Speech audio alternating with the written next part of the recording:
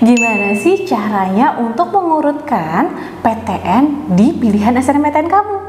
Ada beberapa cara nih yang pasti harus tahu dulu strateginya gimana. Penasaran strateginya? Yuk langsung saja kita bahas di video kali ini.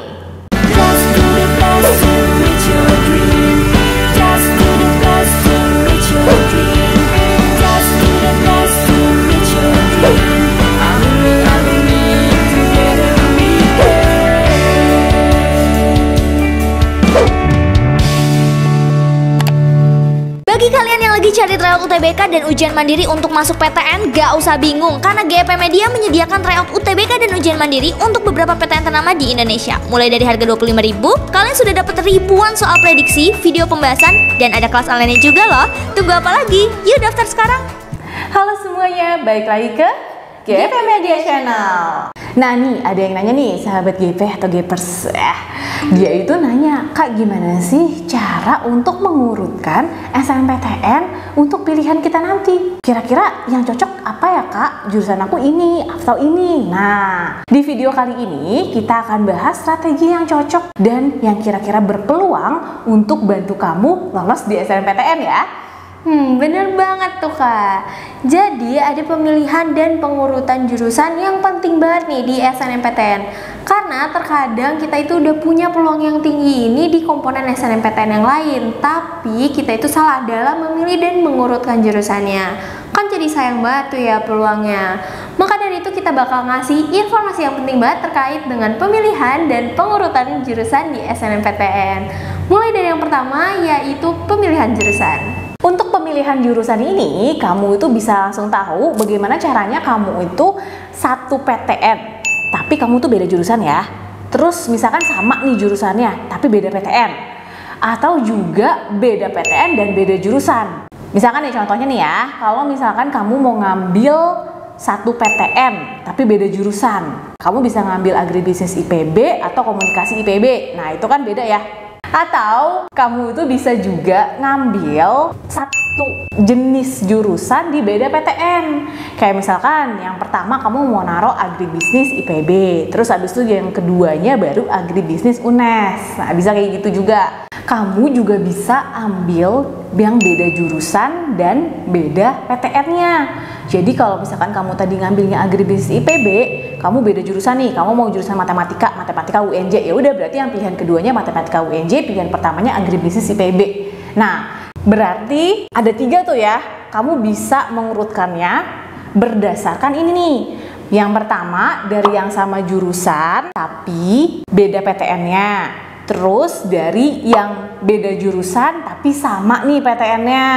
Atau yang dua-duanya beda, mau beda jurusan kayak beda PTN. Nah, karena ada 2 pilihan tuh. Kalau kamu itu mau ngisi SNMPTN tuh ya kan ada 2 pilihan. Nah, kamu tuh harus cocok untuk mengurutkan yang pertama, yang kedua yang mana sih. Nah, ini dia. Tapi jangan lupa juga nih sahabat GP untuk selalu memperhatikan terkait lintas jurusan. Karena lintas jurusan ini benar-benar gak dianjurkan ya dalam SNMPTN karena dapat memperkecil peluang kelolosan kalian di SNMPTN nantinya. Kecuali jurusan di universitas tersebut memperbolehkan atau menerima para siswa pendaftarnya dari berbagai jurusan di SMA sebelumnya. Next ke strategi yang kedua yaitu terkait dengan domisili PTN. LTMPT memberikan syarat yang wajib untuk diikuti para pesertanya.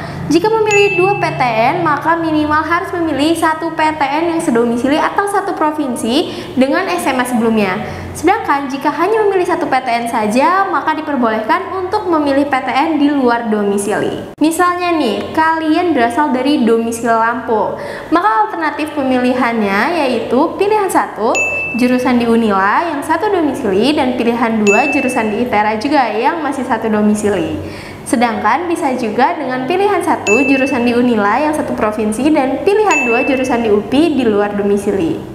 Sedangkan jika kalian hanya memilih 1 PTN saja, maka pilihan kalian itu bisa pilihan 1 jurusan di UPI yang di luar domisili dan pilihan 2-nya itu dikosongkan. Nah ingat ya, minimal ada yang harus 1 domisili dengan sekolahan kamu PTN-nya. Nah jadi, tapi itu nggak mesti harus urutan pertama juga ya, atau nggak mesti juga harus ditaruh di urutan kedua sih.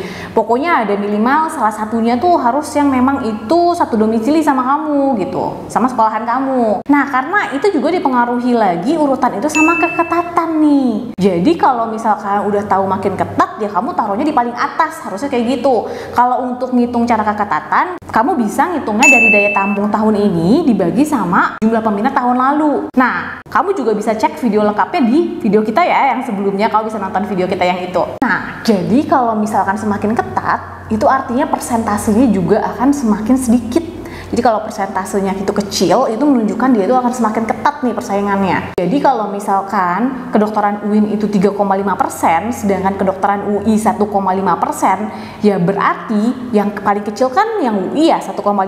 Nah, kamu taruh tuh kedokteran UI-nya di urutan pertama. Baru abis itu kedokteran UIN di urutan kedua. Mungkin masih banyak nih Kak yang bertanya-tanya dan penasaran, kenapa sih emangnya jurusan yang lebih longgar itu harus kita jadikan sebagai pilihan kedua? Mungkin bakal aku jelasin sedikit dulu nih ya. Jurusan yang lebih ketat harus dijadikan pilihan pertama agar jika kalian tidak lolos nantinya di pilihan 1, kalian masih berpeluang nih untuk lolos di pilihan kedua di jurusan yang lebih longgar ini. Sedangkan jika dibalik, maka otomatis ketika kalian tidak lolos di pilihan pertama yang di jurusan yang lebih longgar ini, nanti kalian akan berpeluang lebih kecil untuk lolos di pilihan kedua di jurusan yang lebih ketat.